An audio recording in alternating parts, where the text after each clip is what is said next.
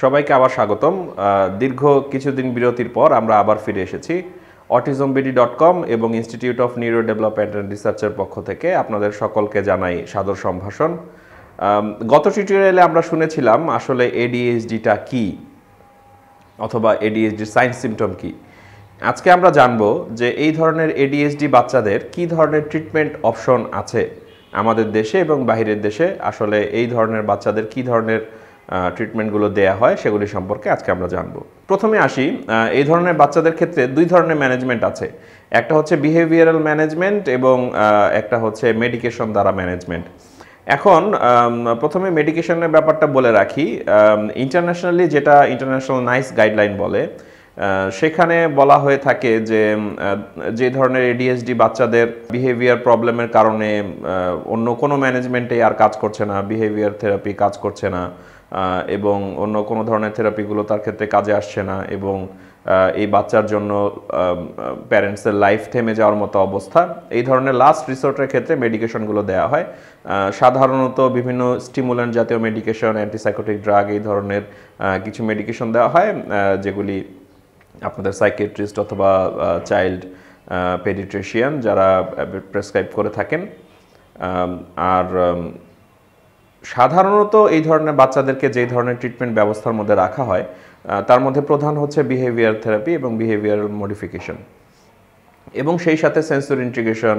এবং আধুনিক বিশ্বে এখন কিছু নতুন ধরনের টেকনোলজি আবিষ্কৃত হয়েছে এবং সেই টেকনোলজিগুলো বেশ ভালোভাবে কাজ করছে। যেমন আমেরিকান একাডেমি অফ পেডিট্রিশিয়ানের গাইডলাইন অনুযায়ী বর্তমানে লেভেল 1 বেস সাপোর্টেড ট্রিটমেন্টের মধ্যে একটা আছে নিউরোফিডব্যাক অথবা বায়োফিডব্যাক টেকনোলজি, যেটার মাধ্যমে এই ধরনের বাচ্চাদের যেসব ডিফিকাল্টিগুলো থাকে সেগুলিকে সহজে ওভারকাম করা যায়। যেমন অ্যাটেনশনের প্রবলেম, ইমোশন রেগুলেশনের প্রবলেম, হাইপার অ্যাক্টিভিটি প্রবলেম, এই ধরনের সমস্যার ক্ষেত্রে খুব দ্রুত লাঘব করা যায়। সেই সাথে আছে সেন্সর ইন্টিগ্রেশন থেরাপি। আসলে অটিজম, এডিএইচডি এই ধরনের বাচ্চাদের ক্ষেত্রে দেখা যায় যে তাদের সেন্সরি প্রসেসিংয়ের সমস্যা থাকে, অর্থাৎ ব্রেন যেই সময় যে ইনফরমেশনগুলো প্রসেস করার কথা অথবা যে ইনফরমেশনগুলোকে ওভারলুক করার কথা, এই ধরনের বাচ্চাদের ক্ষেত্রে সেই ইনফরমেশনগুলো অনেক ক্ষেত্রে প্রসেস করতে পারে না, অনেক সময় ওভারলুক করতে পারে না। যেমন ধরেন একটা বাচ্চা, আমরা সাধারণত যখন লিখতে থাকি তখন আমাদের মনোযোগ লেখার দিকেই থাকে, কিন্তু খুট করে একটা শব্দ হলে আমরা হয়তো সেদিকে তাকাই, আবার কিছু আমাদের মনোযোগ আবার ফিরে আসে। কিন্তু এই ধরনের বাচ্চাদের ক্ষেত্রে দেখা যায় যে অন্যদিকে মনোযোগ যাওয়ার পরেও সেদিক থেকে আর মনোযোগটা ফিরে আসতে পারছে না।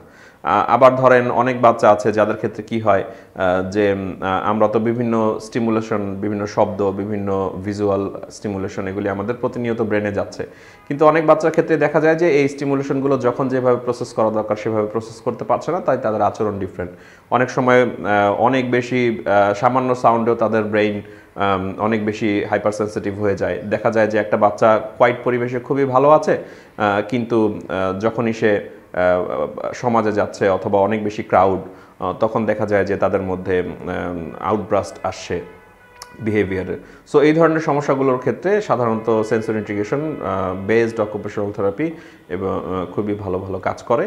তো এগুলি হচ্ছে ম্যানেজমেন্ট, এবং সেই সাথে আমাদের একটু জানা থাকা দরকার, পরবর্তী টিউটোরিয়াল আমরা দেখব যে এই ধরনের বাচ্চাদেরকে আসলে কিভাবে লেখাপড়া এঙ্গেজ করা যায়, কিভাবে সাধারণত প্যারেন্টসরা এসে প্রথমেই আমাদেরকে কমপ্লেন করেন যে স্কুলে তো রাখতে পারছি না, স্কুল থেকে কমপ্লেন আসছে, তারা বলছেন যে মনে হয় বাচ্চার বাসায় শাসনের অভাব, যার কারণে সে ক্লাসে মনোযোগ দিচ্ছে না অথবা আমাদের কথা শুনতে চাচ্ছে না। বাট আসলে এটা কমপ্লিটলি তার একটা নিউরো ডেভেলপমেন্টাল প্রবলেম, এবং দেখা যায় যে এই ধরনের বাচ্চারা কিছুটা সাপোর্ট পেলে খুব সহজেই অনেক ক্ষেত্রেই তারা নর্মাল লাইফ লিড করতে পারে, নর্মাল স্কুলিং লিড করতে পারে।